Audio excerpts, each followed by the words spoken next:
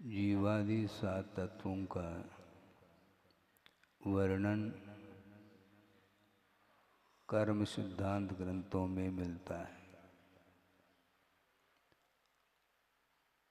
और उसमें मुख्य रूप से दो ही तत्व हैं, एक जीव तत्व है और अजीव तत्व है। और इसके बाद संवर, आश्रव, संवर, निर्जरा, बंध और मोक्ष, ये अपने आप में स्वतंत्र तत्व नहीं है। जीव के साथ संयोग होता है। किसका संयोग होता है? संयोग एक में नहीं हुआ करता, संवेग कम से कम दो वस्तु का होता है। और वह संयोग भी कई प्रकार का होता है। उसमें रागादिक भावों का जो संयोग है, संबंध है, वह तादात्म्य को लेकर के होता है। तादात्म्य का अर्थ क्या है, इसको भी समझना है। संश्लेष का क्या अर्थ होता है, इसको भी समझना है। उदाहरण के माध्यम से जल्दी बात समझ में आती है, इसलिए हम दृष्टांत से ही प्रारंभ करते हैं कि अग्नि की उष्णता, आप समझ रहे हैं, अग्नि की उष्णता, ये उष्ण गुण का जो अग्नि के साथ संबंध है, वह उसका संबंध कहीं बाहर से नहीं हुआ। उष्ण गुण का बाहर से संबंध यदि मानते हैं तो जब तक संबंध नहीं है तब तक उस अग्नि को किस रूप में आप स्वीकारते हैं? किसी निमित्त को लेकर के अग्नि में उष्णता आई है, ऐसा संभव नहीं। ये नेचुरल उसका परिणमन है। उस गुण और गुणी का जो संबंध होता है वह तादात्म्य संबंध माना जाता है। ये अग्नि की उष्णता, ये स्वाभाविक तादात्म्य है। इसी प्रकार जल की शीतलता, यह भी स्वाभाविक तादात्म्य संबंध है। और जल में जो उष्णता आई है वह तादात्म्य होकर के भी वैभाविक तादात्म्य को लेकर के है। अग्नि का जब संबंध हो जाता है जल के साथ, तब वह अपने शीतल स्वभाव को छोड़ करके वह स्वयं जल उष्ण रूप परिणमन कर जाता है। इसको वैभाविक तादात्म्य की संज्ञा दी है। इसी प्रकार जीवगत जो रागादिक भाव हैं, इनका संबंध आत्मा के साथ वैभाविक संबंध है। दो द्रव्यगत जो संबंध होता है वह तादात्म्य को लेकर के नहीं होता है। गुण और गुणी का जो संबंध है वह आइक को लेकर के है। संबंध इसलिए कहा जा रहा है क्योंकि गुण और गुणी, इन दोनों के बीच में स्वरूप का अंतर है। आत्मा ये द्रव्य है और रागादिक भाव उसके वो भाव माने जाते हैं, वैभाविक भाव माने जाते हैं। और दो द्रव्यगत जो संबंध होता है उसका नाम संश्लेष संबंध कहा है। संश्लेष संबंध के लिए भी उदाहरण दे दो महाराज। हाँ, उदाहरण तो हम दे ही रहे हैं, उसके बिना स्पष्टीकरण का असंभव है। एक ग्लास ले लो और उस ग्लास में पौन ग्लास दूध है और 1/4 उसमें जल मिलाया गया है। अब दो द्रव्य का संबंध हुआ क्या नहीं इसमें? क्योंकि जल का और दूध का, उन दोनों का स्वरूप अस्तित्व भिन्न भिन्न है और वो एक ही क्षेत्र में रह रहे हैं। जिस क्षेत्र में दूध है उसी क्षेत्र में जल भी मिला हुआ है। इस प्रकार दो द्रव्य का जो संबंध होता है वह संश्लेष संबंध माना जाता है। आसानी से उसको हम पृथक नहीं कर सकते। जिस प्रकार आपके बदन पर जो वस्त्र हैं, उस वस्त्र का संबंध आसानी से वस्त्र को चेंज किया जा सकता है। इस प्रकार दूध में जो जल का सम्मिश्रण हुआ है वो हाथ से आप निकाल नहीं पाओगे, ये क्लियर कट है। उसको निकालने की विधि अलग है।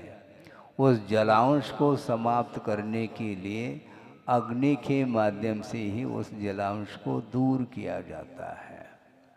और जितने अंश में जल है वो सारा सारा जल करके जब दूध भी गाढ़ा होना प्रारंभ कर जाता है तो पूरा का पूरा उसका जलांश समाप्त हो जाता है। इसको बोलते हैं संश्लेष संबंध। इसी प्रकार आत्मा के साथ ज्ञानावरणादिक जो कर्म हैं उनका जो संबंध है वह संश्लेष संबंध माना जाता है। जिसके उदय में राग आदिक भाव हम करना चाहें तो कर लेते हैं और उसके माध्यम से नए सिरे से कर्म का बंध प्रारंभ हो जाता है। इस प्रकार ये निमित्त नैमित्तिक संबंध के माध्यम से यह आश्रव अथवा बंध की परंपरा निरंतर चलती चली जाती है।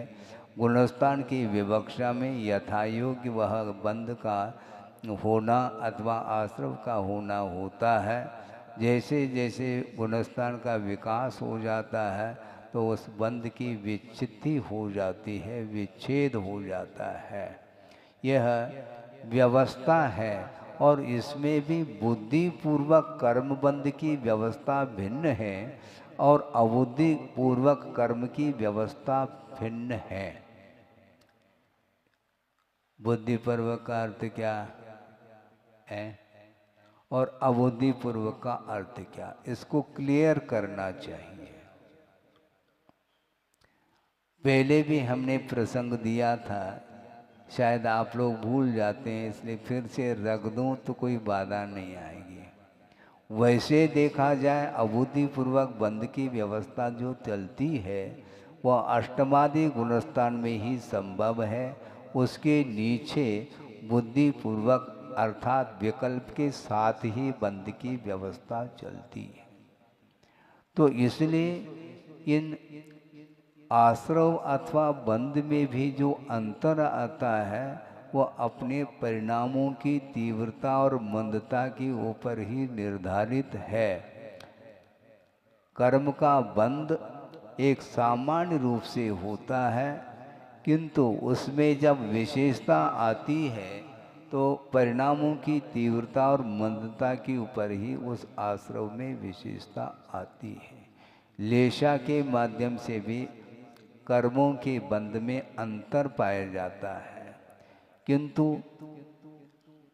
लेशा का अर्थ कषाय का अभाव नहीं। कषाय के अभाव में भी लेशा रह सकती है, यह अलग विषय है।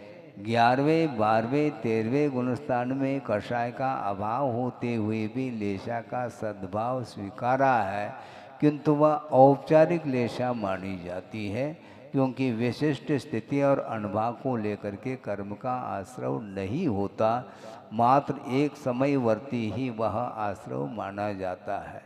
किंतु कषाय के साथ संबंध को लेकर के जो आश्रव होता है वह विशिष्ट स्थिति और अनुभव को लेकर के होता है। स्थिति का अर्थ यह है बंधा हुआ कर्म जब तक उदय को प्राप्त नहीं होता तब तक का जो काल है वह स्थिति मानी जाती है उसकी।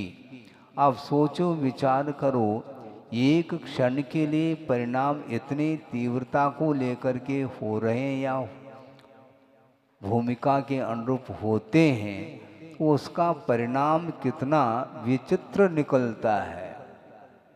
एकेंद्रीय, द्वेंद्रीय, तीन्द्रीय, चौरेंद्रीय, असंगी, पंचेंद्रीय तक ये सारे सारे मिथ्या दृष्टि हैं और मिथ्यात्व का आश्रय हो रहा है, किंतु मिथ्यात्व की जो उत्कृष्ट स्थिति है 70 कूड़ा कूड़ी सागर को लेकर के, उसका बंध का स्वामी कौन है? तो संगी पंचेंद्रिय पर्याप्तक होगा, उसके अलावा नहीं। एक इंद्रिय यदि मिथ्यात्व का आश्रय करता है तो वह एक सागर की स्थिति को लेकर के कर रहा है, और संगी पंचेंद्रिय 70 कोड़ा कोड़ी सागर को लेकर के वह बंद कर रहा है। एक क्षण के लिए, एक अंतर मुहूर्त के लिए भी परिणाम होते हैं, तो इतने प्रगाढ़ परिणाम होते हैं जिसके माध्यम से उसका फल जो मिलेगा वह आज का बंधा हुआ, यदि वह बिना उदीरना के वह समय पर फल देता है तो वह 70 कोड़ा कोड़ी सागर तक वह फल देगा। ये क्लियर है। अब 70 कोड़ा कोड़ी सागर में कितने भव व्यतीत होते हैं आप गिनो उसको, बहुत कठिन काम है। सागर पकड़ में नहीं आता और कोड़ा कोड़ी और लगा हुआ है, और उसमें भी 70 कोड़ा कोड़ी। भयानक स्थिति है। वस्तुतः द्रव्य हिंसा और भाव हिंसा को लेकर के प्रकरण सामने लाएं तो बहुत कुछ आगम के आधार से आपको विषय पकड़ में आ सकता है। द्रव्य हिंसा बिल्कुल देखने में नहीं आ रही है, और भाव हिंसा चरम सीमा तक पहुंच गई है। समझ रहे हैं आप? हैं? भाव हिंसा चरम सीमा तक है, द्रव्य हिंसा नगण्य है। और उदाहरण भी दिया गया है आगम ग्रंथों में। तो हो गया होगा, तंदुल मच्छ का उदाहरण पढ़ लो। हाँ, कितने भयानक परिणाम उसके होंगे, कितनी तीव्र लेशा होगी उसकी। कृष्णतम लेशा के साथ ही वह उत्कृष्ट स्थितिबंध करता हुआ 33 सागर की आयु का बंद कर रहा है, और देखने में द्रव्य हिंसा नहीं आ रही है। अब क्या करेंगे आप? द्रव्य हिंसा हो अथवा न हो, अयत्नाचार पूर्वक जो प्रवृत्ति होगी उसके माध्यम से भयानक कर्म का बंध होगा, उसका कभी भी संक्रमण नहीं हो सकता। ये नेट है। कितने तीव्र परिणाम हुए होंगे। ये कौन से परिणाम? लोभ की तीव्रता। राघव मच्छ के स्थान पर यदि मैं होता तो एक भी मछली को नहीं छोड़ता। इस प्रकार उसके संक्लेश परिणाम हुए हैं। फल स्वरूप 33 सागर की आयु का बंध उसने किया है, और उसका फल भोगने के लिए वह नीचे उतर रहा है। अंडरग्राउंड नीचे उतरना। यहाँ पर जो कर्मबंध होता है उसका फल भोगने के लिए अन्यत्र जाना पड़ेगा, क्योंकि अन्यत्र जो व्यवस्था है वह व्यवस्था यहाँ पर नहीं मिल सकती, और वहाँ पर 33 सागर तक उसका फल भोगना है। यहाँ पर वह वातावरण ही नहीं है। वहाँ पर जाने के बाद यद्यपि वैकृत शरीर उसको मिलता है, और 33 सागर तक तिल तिल करे देह के खंड, इसके बाद भी उसका अकाल में मरण नहीं होगा। खंड खंड करने के बाद भी वह पारे की भांति वह शरीर पुनः जुड़ जाता है, और वह जीवन उसका चलता चला जाता है।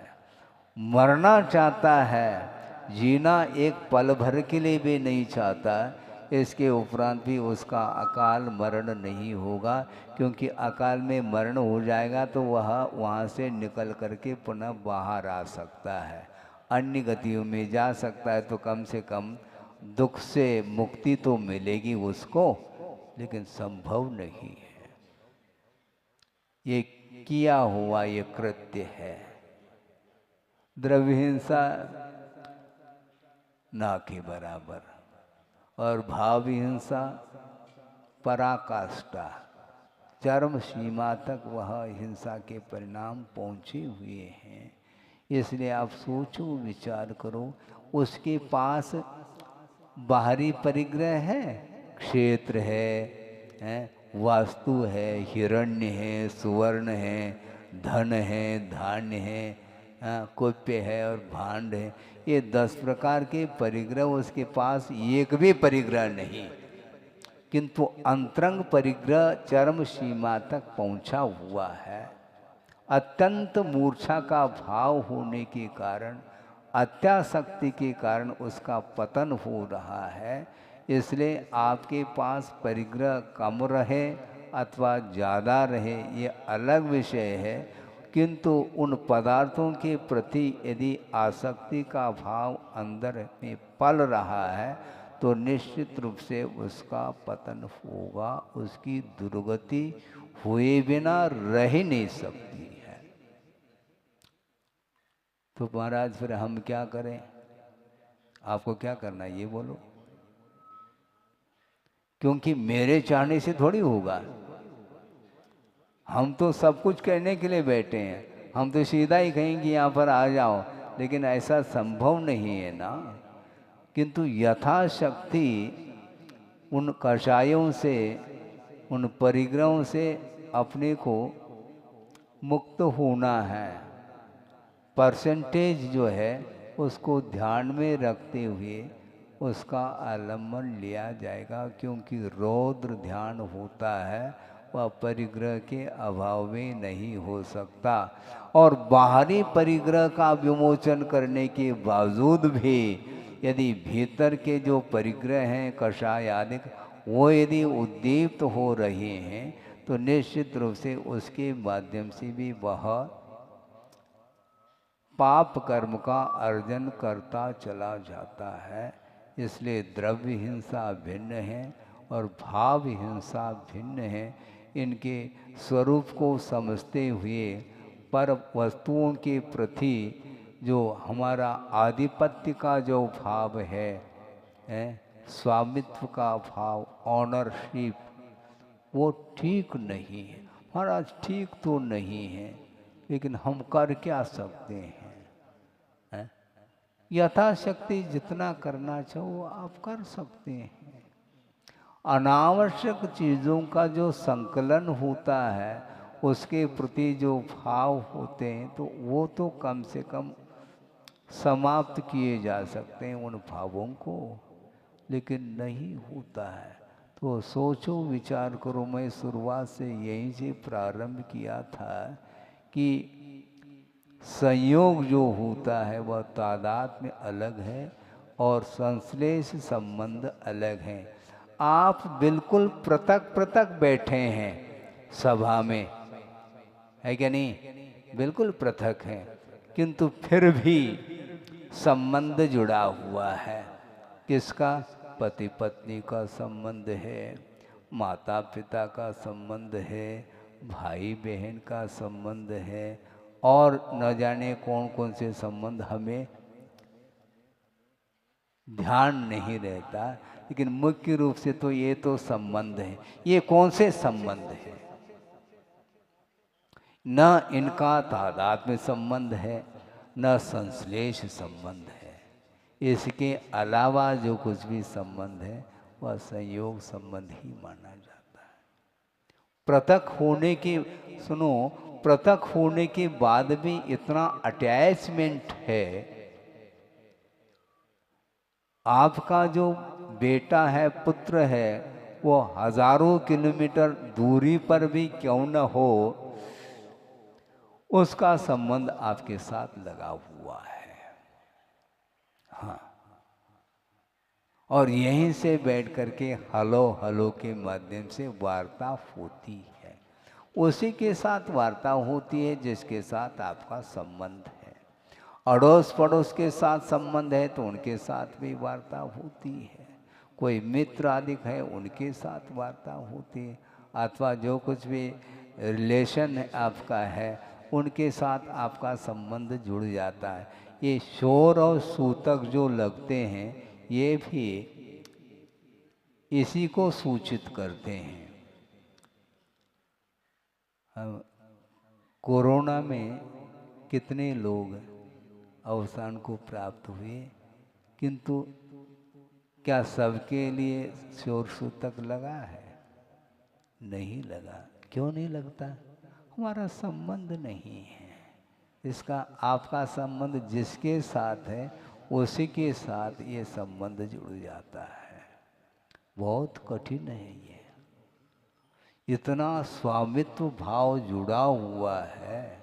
हाँ, यहाँ तक जुड़ जाता है, आपको ध्यान नहीं रहता है। एक पारिवारिक संबंध अलग है और प्रादेशिक संबंध अलग है। कोई राजस्थान का है, वो आ गया तो उसी ग्रुप में वो बैठता है। हाँ, राजस्थान। कोई एमपी का है तो वो एमपी के साथ जुड़ जाता है। ये सब क्या है? ये संबंध, ये भी रिलेशन है, हैं? हाँ, फिर मोह का अभाव है क्या? हम ये पूछना चाहते हैं। हाँ, मोह नहीं है तो वहीं पर क्यों जा रहा है? बहुत कठिन है।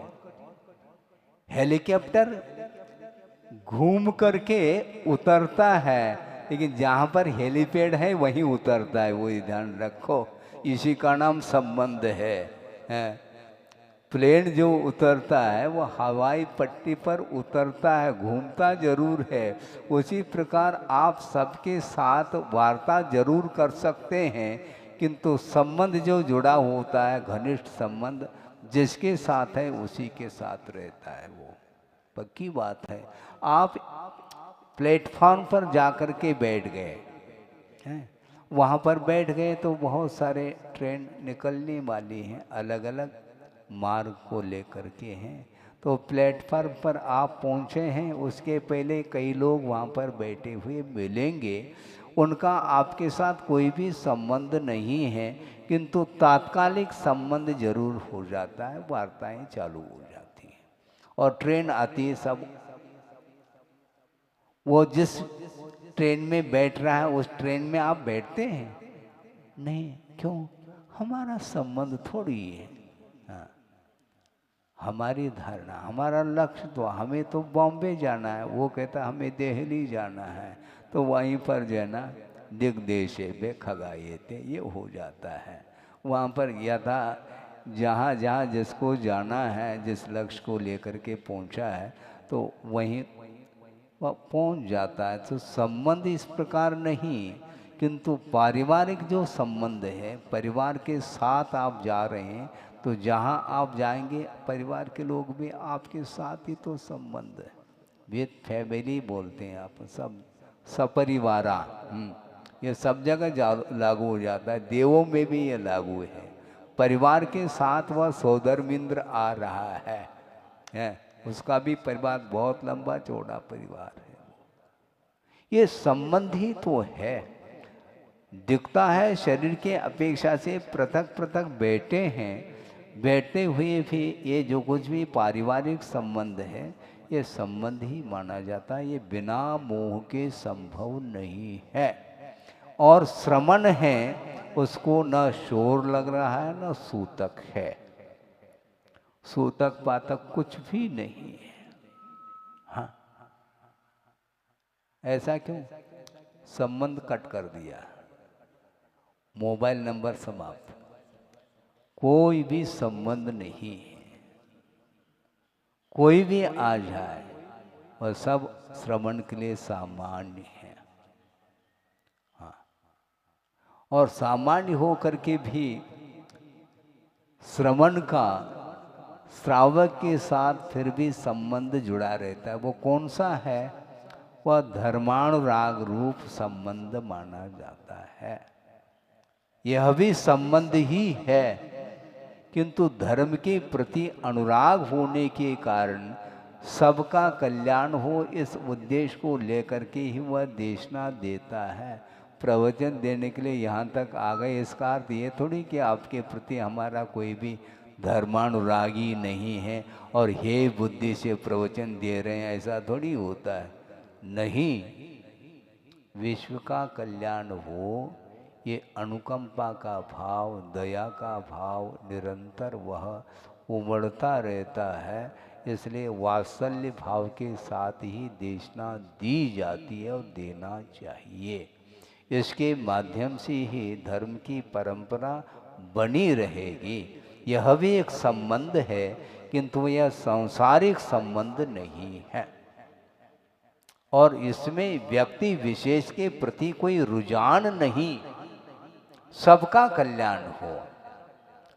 किसी ने कहा महाराज हमारे ऊपर कृपा नहीं बरस रही है। अच्छा, कृपा का अर्थ क्या है? हम समझ गए हम। हाँ, इतना तो क्षोभम होता ही है महाराज, आजकल हमारे ऊपर कृपा नहीं बरस पा रही। इसका अर्थ सबके ऊपर कृपा है और आपके ऊपर नहीं, ऐसा लेना है क्या? धर्म श्रवण करने के लिए बैठे हो, सबके प्रति तो कृपा है, लेकिन महाराज हमारा आशय कुछ भिन्न था। हम समझ गए क्या? क्योंकि मुख्य समाचार के बिना बुलेटिन समाप्त नहीं होता। हाँ, प्रारंभ कहीं से कहीं न कहीं से हो जाता है और मुद्दे पर वह आ जाता है और कह करके चला जाता है महाराज हाँ इतने दिन हो गए। हाँ ठीक, समझ गए हम। ये सब क्या है, इसका अर्थ समझ में आपको भी आ रहा है, जबकि पूरा पूरा विषय को खोला नहीं हमने। महाराज बहुत दिन हो गए, मतलब बहुत दिन का अर्थ काय के लिए हो गए? महाराज समझ गए काय को खोलना चाह रहे हैं आप, हम नहीं खोलना चाहते हैं, लेकिन फिर भी बिना खोले भी वह बात खुल जाती है। इसीलिए कृपा का अर्थ क्या है? किसी व्यक्ति विशेष के प्रति कृपा नहीं होती, प्राणी मात्र के प्रति कृपा होती है। सबका कल्याण हो। पूजपा स्वामी को पढ़ो थोड़ा सा, वहाँ पर 4 भावों का वर्णन उन्होंने किया है। उसमें मैत्री भाव को लेकर के विषय रखा है कि मैत्री भाव का अर्थ क्या होता है। लौकिक मित्रता नहीं, आप लोग एक दूसरे के गले में हाथ डाल करके चलते हैं, इसका नाम मित्रता नहीं है, लौकिक मित्रता है।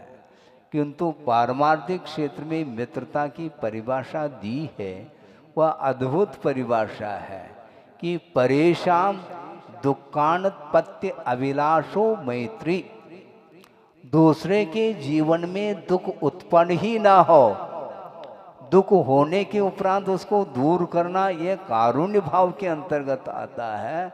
किंतु ये भाव रख रहा है कि भगवान दूसरे के जीवन में दुख ही उत्पन्न न हो, इस प्रकार का जो पवित्र भाव है ये मैत्री भाव माना जाता है। इसमें किसी भी प्रकार से कोई स्वार्थ परायणता नहीं है। देशना जो दी जाती है अनात्मार्थम बिना रागई, राग के साथ नहीं। जहाँ राग आ गया तो वहाँ पर अटैचमेंट आ गया, पक्की बात है। ये बात अलग है, जो गुणी है उसके लिए विशेष रूप से उसके प्रति एक आदर का भाव जागृत होता है, यह अलग विषय है। किंतु कल्याण की भावना को लेकर के जब भाव उत्पन्न होते हैं, वे मैत्री भाव को लेकर के सुखी रहे सब जीव जगत के, तीनों लोक के जीव, नारकी भी सुखी रहे। हाँ? मिथ्या दृष्टि भी है महाराज, उनके लिए भी आप सुख की कामना कर रहे हैं, आप शुभ कामनाएं दे रहे हैं। क्या है ये? या वो नारकी है, कर्म के उदय में उसको फल भोगना पड़ रहा है, यह अलग विषय है। किंतु उसका भी संसार जल्दी से समाप्त हो जाए और संसार से ऊपर उठ करके आत्मिक सुख का अनुभव करे। एक भीतर की भावना है, पवित्र भावना, इसको मैत्री भाव बोलते हैं। और संसारी प्राणी क्या उसको क्या बोलते हैं आप लोग तो जल्दी बोल लेते हैं। व्यवसाय करते हैं, पार्टनरशिप, हाँ आ गया। हाँ, ये पार्टनरशिप क्या है? जब तक दोनों के मन में विचार एक मिल रहे हैं तब तक वह पार्टनरशिप है। यदि थोड़े बहुत भी, 1-8% भी यदि मान लो विचारों में यदि भिन्नता आने लगी तो पार्टनरशिप समाप्त हो जाता है और दूरी बढ़ जाती है। जब तक वह विचारधारा में वो एक पाए जा रहे थे तब तक वह संबंध जुड़ा हुआ था। दो में संबंध जो था वह राग का संबंध था, किंतु आपस में विचारों में दूरी आने लगी तो बस सब समाप्त। मित्रता, अब वह मित्रता शत्रुता के रूप में परिणत हो जाती है। उसके प्रति अब सहानुभूति कोई अनुभूति नहीं वहां पर। किंतु परमार्थ में ये नहीं होता। आखिर कषाय करना, रागादिक भाव करना आत्मा का स्वभाव तो नहीं है, किंतु कर्म के अधीन होकर के संसारी प्राणी कषाय करता चला जा रहा है। इसका यह संसार समाप्त हो, ये भाव, इसका अर्थ क्या है? ये कौन सा ध्यान है? अपाय विचय धर्म ध्यान के अंतर्गत आता है। हाँ, और ये अपाय विचय धर्म ध्यान नरकों में संभव नहीं, क्योंकि जहाँ पर अनुकंपा का भाव सक्रियता को लेकर के नहीं रहता वहाँ पर अपाय विचय धर्म ध्यान संभव नहीं है। और अपाय विचय धर्म ध्यान के लिए वात्सल्य भाव होना अनिवार्य सिद्ध होता है। एक विपरीत वृत्ति वाला मिथ्या दृष्टि भी क्यों न हो, उसको सम्यक दर्शन प्राप्त करने के लिए वह कटिबद्ध होते हैं और देशना देते हैं। ऐसा नहीं नो एंट्री, कोई मिथ्या दृष्टि हो सभा में नहीं बैठ सकता। कृपया ध्यान दें, जो मिथ्या दृष्टि वह बाहर चले जाए, ऐसा संभव नहीं। कोई भी बैठ सकता है, ग्रहित मिथ्या दृष्टि भी आकर के बैठ सकता है, उसके लिए भी देशना दी जाती है। क्योंकि कल्याण करने के लिए, सबका कल्याण हो, ये जो भाव है ये बहुत पवित्रता को लेकर के भाव है और इसमें किसी भी प्रकार से पक्षपात के लिए स्थान ही नहीं है। ये भाव होना चाहिए। ये यदि भाव नहीं है तो फिर वो वात्सल्य भाव, वात्सल्य अंग किस रूप में है क्या नहीं है? अन्यथा न ले कि प्रभावना अंग सक्रियता को प्राप्त हुआ है, किंतु वात्सल्य अंग, निर्विचिकित्सा अंग, उपगुण अंग, स्थितिकरण, ये किस कोने में है भगवान मालिक है। जबकि ये सारे सारे अंग एक्टिव होना चाहिए। परस्पर में एक दूसरे के प्रति वात्सल्य भाव नहीं रखेंगे तो दुर्भावना मानी जाती है, जबकि मिथ्या दृष्टि के प्रति भी दुर्भावना का निषेध है। क्योंकि उसको भी हम देशना देंगे तो अपनी भूमिका के अनुरूप सम्यक दर्शन को भी प्राप्त कर सकता है। करे अनिवार्य नहीं, किंतु भूमिका उसकी बन सकती है। ग्राहक आता है तो ठीक है, नहीं आता है तो ठीक है, दुकान तो हम खोल करके रखेंगे, दुकान कभी भी बंद नहीं रखेंगे। इसलिए तो हम कह रहे हैं महाराज नागपुर को छोड़ करके नहीं जाना चाहिए। कल भी बात यही चल रही थी मध्याह्न में हैं? हम तत्व चर्चा सुनना चाहते हैं महाराज, लेकिन नागपुर में, तो नागपुर वालों को सुनाया जाएगा क्या? नागपुर को बात समझ में नहीं आती है। जहाँ भी हम हैं वहाँ पर यदि नागपुर वाले आएंगे तो उसी को हम नागपुर बोलेंगे, और क्या बोलेंगे। वस्तुतः क्षेत्र के प्रति जो अटैचमेंट है यही तो मोह है। आप पूछ रहे थे इसमें भी मोह है क्या महाराज? और कौन सा है? सागर कहते ही थोड़ा आह्लाद अलग आता है, जो सागर में रहते उनके लिए। अच्छा अच्छा, बहुत बढ़िया है, बहुत बढ़िया। अच्छा, ऐसे ही करते रहो। अनंत काल से व्यवहार में ही कुशल है, और निश्चय में कुशल कैसे होंगे भगवान ही मालिक है उसके लिए। ये सब क्या है? ये कुशलता नहीं, उसके प्रति राग जुड़ा हुआ है। जननी जन्मभूमिश्च स्वर्गात अपि गरीयसी कहा, लघीयसी नहीं कहा। स्वर्ग से भी वह है क्या? हाँ हाँ, अच्छा स्वाध्याय कर रहे हैं मतलब आप, ठीक है, अच्छी बात है। जननी अर्थात माँ और जन्मभूमि, इन दोनों को वह स्वर्ग से भी वह श्रेष्ठ मान रहा है। ये मोह के बिना संभव नहीं है। और इसी मोह को तोड़ करके निकल गए कौन? होनहार प्रभु, और समझाया वीरन माना।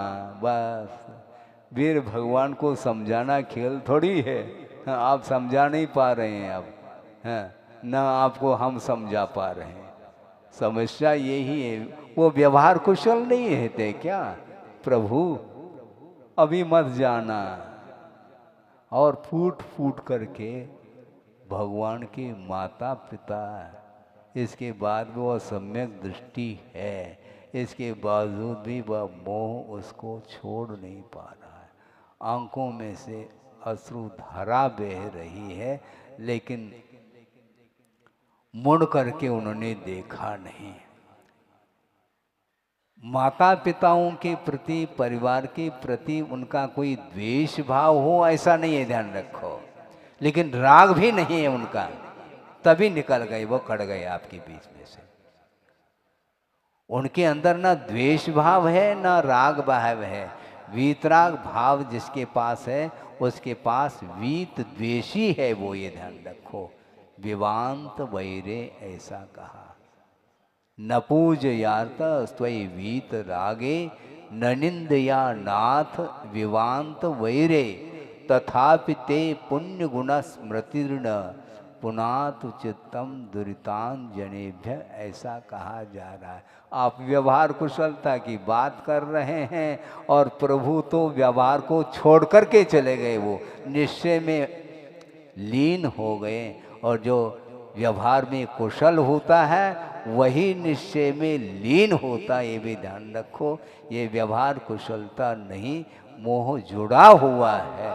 इसलिए जहाँ पर मोह का संबंध है वह निश्चय तक पहुँचाने में सक्षम शुद्ध नहीं हो सकता। इसलिए धर्मानुराग का निषेध नहीं, किंतु विषयानुराग का निषेध किया गया है। इसलिए खास किसी व्यक्ति विशेष के प्रति जो लगाव है यह प्रमोद भाव का प्रतीक नहीं, किंतु वह विषयानुराग जुड़ा हुआ है। इसलिए अपने को किसी भी वस्तु के प्रति चेतनात्मक जो वस्तु है उसके प्रति जो विषयानुराग जुड़ा हुआ है उससे ऊपर उठने का हम पुरुषार्थ करेंगे तो धर्मानुराग और सघन होता चला जाएगा। धर्मानुराग कहते हैं, और क्या कहते हैं महाराज, मैं जा रहा हूँ आशीर्वाद दे दो। आपका धर्मानुराग कैसा? घंटे भर में चले जा रहे हैं आप, हा? यही धर्मानुराग आपका है? बोलो, व्यवहार कुशल आप हैं क्या और कौन है? समझना है। आ जाता है महाराज, जल्दी से आप समझाओ गाड़ी चूक न जाए। अब क्या करें उसके लिए? वह व्यस्त है संसार में, इसलिए उसको समय नहीं है। विषयों से ऊपर उठने के लिए कितना पुरुषार्थ अपेक्षित है, इसका वर्णन करना भी कठिन सिद्ध हो रहा है। आगम में बहुत कुछ विषय है, समय समय पर आध पौन घंटा प्रतिदिन दिया जा रहा है। अभी भी यदि मान लो व्यवहार क्या है और व्यवहार कुशलता क्या है, यह ज्ञान यदि नहीं होगा तो निश्चय तक पहुंचना बहुत कठिन सिद्ध होगा। इसके उपरांत भी हमारी भावना तो यही है कि आपके अंदर धर्मानुराग निरंतर बढ़ता रहे और विषयानुराग घटता रहे, जिसके माध्यम से संसार का विच्छेद हो सकता है। हो इस पवित्र भावना के साथ अहिंसा परमो धर्म की जय। बोधि समाधि परिणाम शुद्धि स्वात्मोपलब्धि शिव सौख्य सिद्धि चिंतामणिम चिंतित वस्तुदाने त्वां वंद मानस्य ममास्तु देवी। परम पूजाचार्य गुरुवर श्री विद्यासागर जी मुनि महाराज की जय।